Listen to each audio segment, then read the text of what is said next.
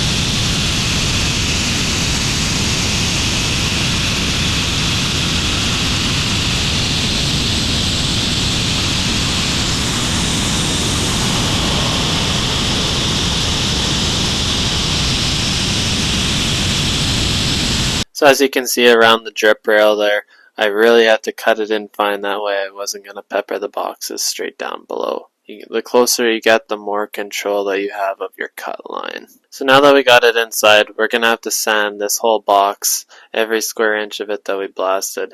When you blast aluminum, typically what happens is the aluminum is so soft that the sand will stick into it. It doesn't matter how coarse or fine it is, usually it just sticks in just because the aluminum is so soft. You can use the finest sand and it still will do the same thing, unless you turn down the pressure really, really, really low. But then to take the paint off will take forever, so it's all a give or take.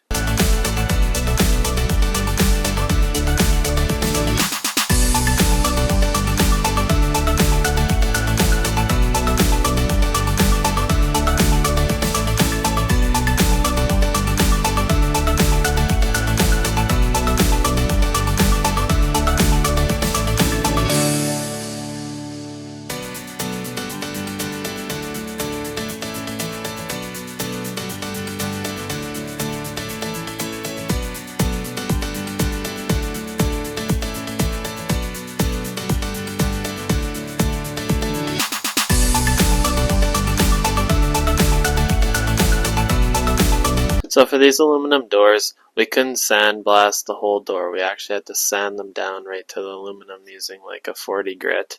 And the reason why we couldn't do it is because it's just a flat piece of aluminum. It's not like doubled up, one on each side, so it's not built like a box. So all it's going to do is it's going to warp. So what I am blasting is there was some hinges and they are some stainless steel, and what happens is the corrosion gets in between there and it creates this pitting. But when you're sanding it, you can't get in the pits, so I just take the blaster and just kind of clean out the pits. That way at least you're getting a good adhesion in there.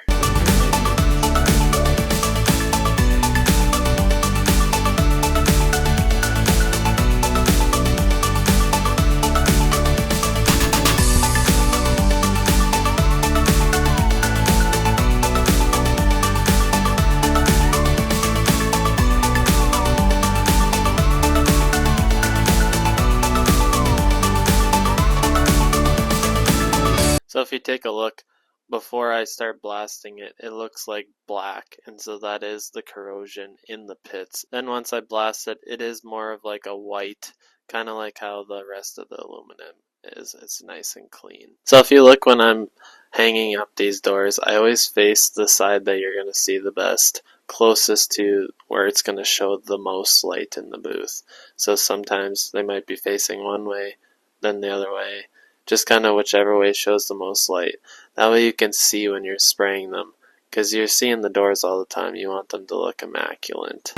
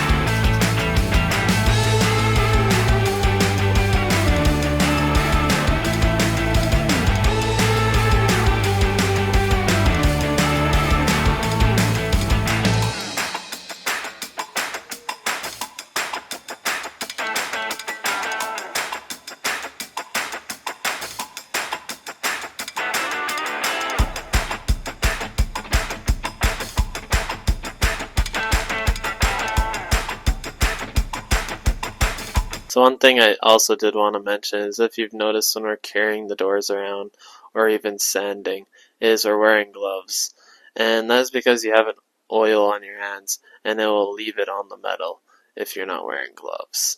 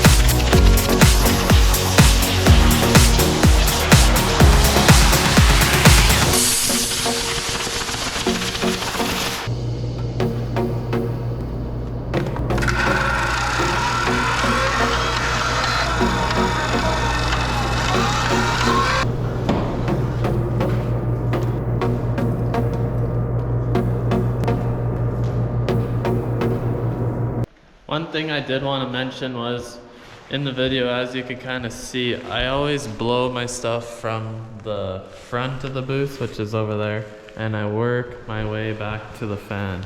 So all the dust is going out there. So if you blow off there, if you blow off at the back here, and then when you blow off at the front here, all that dust is gonna come back and land on this somewhere. So you gotta kind of work which way. If you're a cross draft, if you're a down draft, then you just gotta work your way down, which you gotta work your way down anyway. On a cross draft, like this here, you have to do up here and work your way down, and then work that way also. One other thing is, I would always recommend, if you're new, I would blow it off twice, just to eliminate having, you take the extra 20 minutes or half an hour even just to blow it off again. It's easier than having to redo one of these panels. Just to even sand one panel probably take you about an hour or 2 hours, so an extra 15-20 minutes on the whole project, or even a half hour, is really nothing. So we sanded it right down to the aluminum just because there was a bit of bubbling, or white rust, as you want to call corrosion, underneath it. We just wanted to make sure we could eliminate all that, and knew that it was gonna adhere good and not have an issue later on down the road. And where there was rust, we did end up blasting it. You can kind of see,